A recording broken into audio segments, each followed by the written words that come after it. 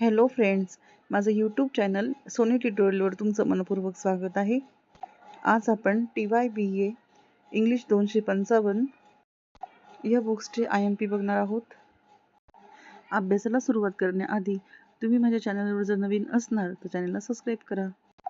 तुम्ही सबस्क्राईब केल्याने मला आणखी व्हिडिओ बनवण्यासाठी प्रोत्साहन मिळते. व्हिडिओला लाईक करा आणि तुमच्या फ्रेंड सर्कलमध्ये शेअर करा. तर चला IMP टॉपिक बघूया. तर पत्रलेखन यावर आधारित प्रश्न दरवर्षी विचारले जातात. यात प्रामुख्याने 2 प्रकारावर लक्ष द्या. फॉर्मर लेटर्स रजेसाठी अर्ज, लीव्ह ॲप्लिकेशन, तक्रार निवारण पत्र, कंप्लेंट लेटर किंवा नोकरीसाठी अर्ज, job application with resume. Informal letters मित्राला किंवा कुटुंबातील सदस्यांना लिहिलेली साधी पत्रे. संवाद कौशल्य डायलॉग रायटिंग 2 व्यक्तींमधील संवाद लिहिण्यास सांगितले जाते. उदाहरणार्थ बँक मॅनेजर आणि ग्राहक यांच्यातील संवाद, बस स्टँड किंवा रेल्वे स्टेशनवर चौकशी करतानाचा संवाद किंवा 2 मित्रांमधील करिअरबद्दलचा संवाद. नंतर आहे सारांश लेखन आणि आकलन, बेसिक्स रायटिंग अँड कंप्रिहेन्शन. एक उतारा पॅसेज दिला जातो, त्यावर आधारित प्रश्नांची उत्तरे शोधणे. उतार्याचा 1/3 सारांश लिहून त्याला योग्य शीर्षक देणे.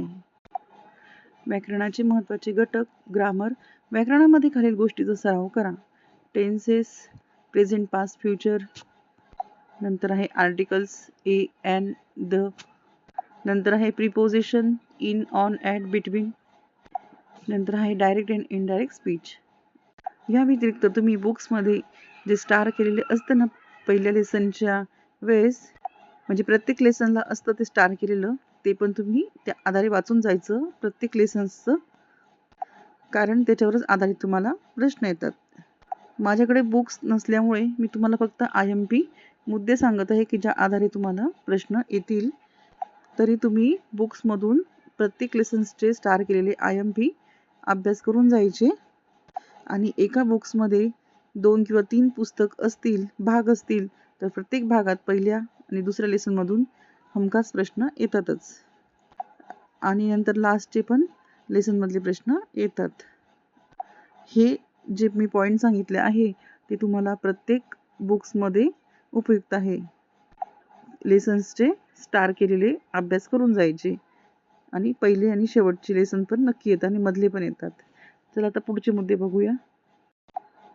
अहवाल लेखन. तुमच्या कॉलेजमध्ये झालेला एखादी कार्यक्रम, उदाहरणार्थ वृक्षारोपण, स्नेहसंमेलन, यावर थोडक्यात अहवाल तयार करणे.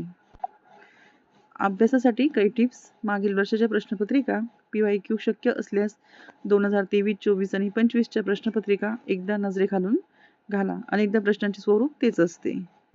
तुम्हाला यूट्यूबवर सुद्धा सहजरित्या मागील वर्षाची प्रश्नपत्रिका मिळून जातील. Self learning material.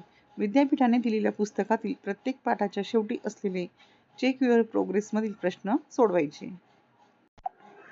टॉरो दत्त कवितेतील निसर्ग चित्रण आणि टॉरो दत्त यांच्या आठवणी स्पष्ट करा.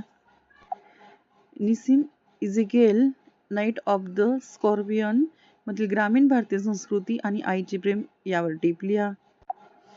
कमलादास अँड इंट्रोडक्शन मधील स्त्रीवादी दृष्टिकोन, फेमिनिस्ट पर्स्पेक्टिव्ह स्पष्ट करा. नंतर आहे जयंता महापात्रा हंगर कवितेतील सामाजिक दाहकता स्पष्ट करा. पुढचा मुद्दा आहे कादंबरी. कथापुरा राजाराव कांतीपुरा कादंबरीतील मूर्ती या पात्राचे स्वभावी चित्रण करा. कादंबरीतील गांधीवादी विचारांचा प्रभाव स्पष्ट करा. कांतीपुरामधील स्त्रियांचा स्वातंत्र्य लढ्यातील सहभाग स्पष्ट करा. पुढचं हे नाटक. तुघलक गिरीश कर्नन मोहम्मद तुघलक यांच्या व्यक्तिमत्वातील विरोधाभास स्पष्ट करा. नाटकातील राजकारण आणि आदर्शवाद यातील संघर्ष लिहा. अभ्यासासाठी काही उपयुक्त टिप्स बघूया. Paper pattern. एकूण 80 गुणांचा पेपर असतो, ज्यामध्ये 5 आणि 10 गुणांचे प्रश्न विचारले जातात. क्रिटिकल ॲप्रिसिएशन, मुख्य कविताचे क्रिटिकल ॲप्रिसिएशन पाठ करून ठेवा. यावर हमखास प्रश्न येतो. समरी, कथापुरा आणि तुगलक ह्या दोन्ही साहित्याची थोडक्यात सारांश समरी वाचून घ्या, जेणेकरून कोणत्याही प्रश्नाची उत्तरं तुम्हाला लिहिता येईल. आणि मी तुम्हाला नेहमी जसं सांगते तसं तुम्हाला मनाच्या भाषेत वाक्यरचना करून इंग्लिशचा पेपर सुद्धा लिहायचा आहे. यात कॉपी करायची नाही आहे. सर्वांना बेस्ट ऑफ लक. जर तुमचं इंग्लिश चांगलं असेल तर तुम्ही मनाच्या भाषेत व्यवस्थित पेपर लिहू शकता. तर मनाच्या भाषेत पेपर लिहायचा. पुन्हा भेटू पुढच्या नवीन व्हिडिओमध्ये एका नवीन विषयासोबत. Thanks for watching. चॅनलवर नवीन असणार तर चॅनलला फॉलो करा.